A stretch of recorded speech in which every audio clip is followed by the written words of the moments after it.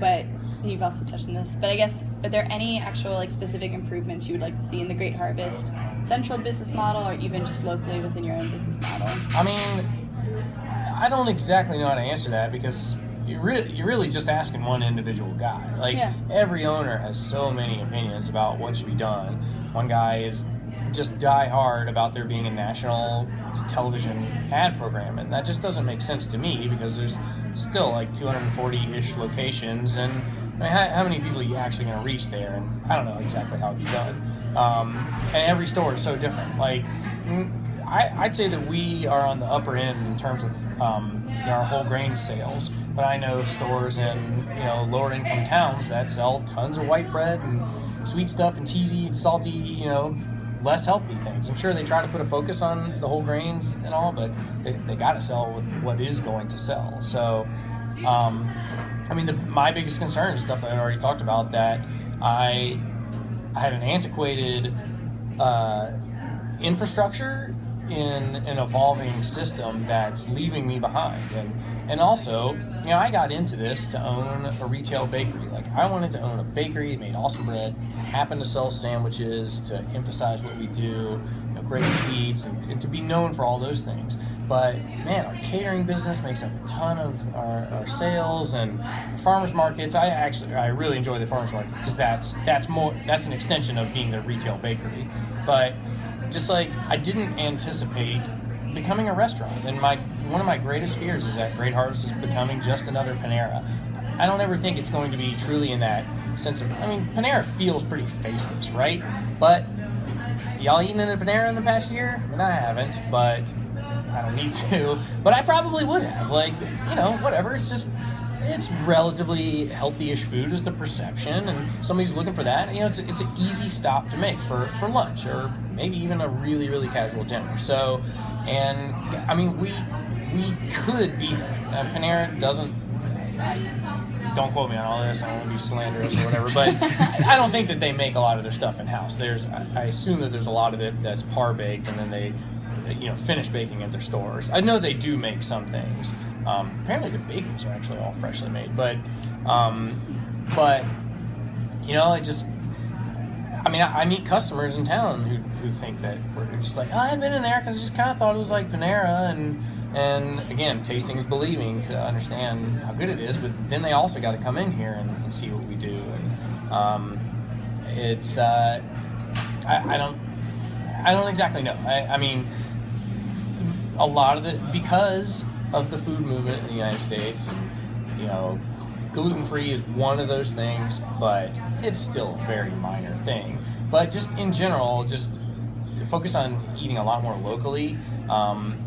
You would think that the person who wants to eat locally is also the Great Harvest customer, because they're probably a little health conscious, and that is definitely one of our targets there. But it's hard for us to buy locally. I mean, sandwich ingredients are pretty much the only thing. Like, we got to use high quality wheat.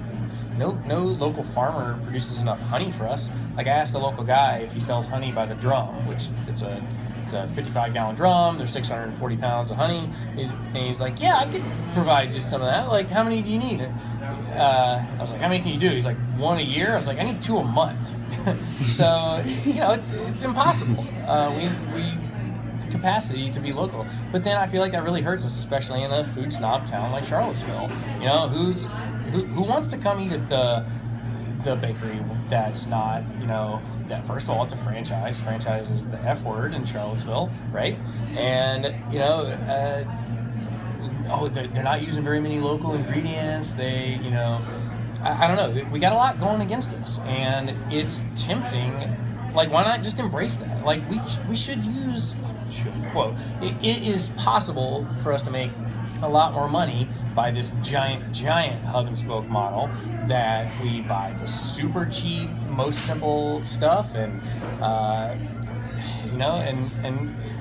and become Panera. Become Panera is very tempting. I can imagine it from the franchise perspective. That, like, what can we do to? I mean, they already do things that many owners would say is very positive, like negotiating packaging, like our logo packaging.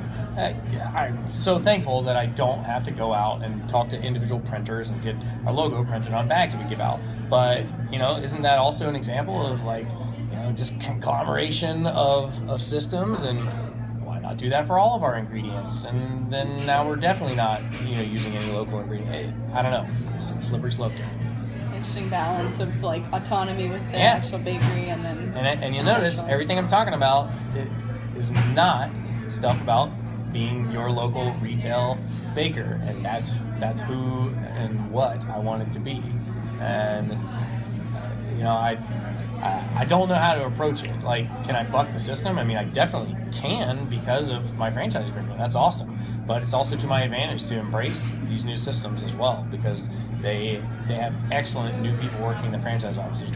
Seems like there's a lot of turnover, and every new person they bring on is more specialized than previous employees. Like, there's a corporate chef, and he is great, and he develops all these awesome recipes and great new sandwiches and all these things. And but then again, it's the example of is every store going to have the same menu one day? And we're not going to be forced to, but because of these systems that they're putting in place and the quality of the new stuff, it's like we're encouraged to almost have a similar menu.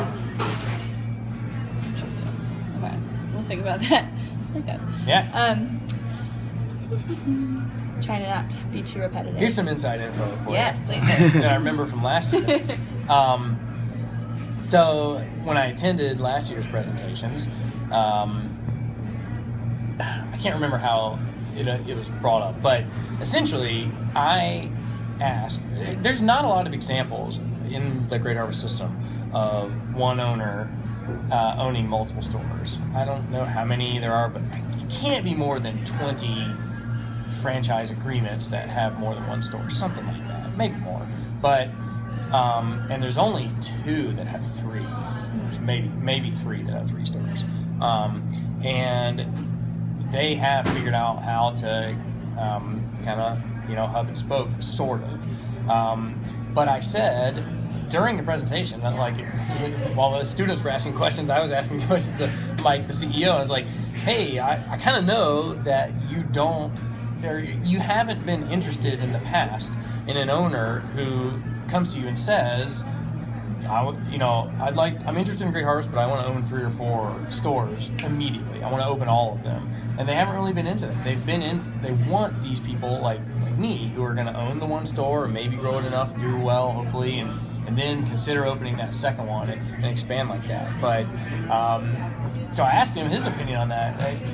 Because so many of the groups came to this conclusion, and he's just like, hey, you're right, like, and we're beginning to reconsider that, and it's smart on their part. The franchise office, really should look into that, because if you have that motivated person with a ton of capital and business experience, and like those 2 things could help someone be very efficient in setting up a huge, distribution network for our breads.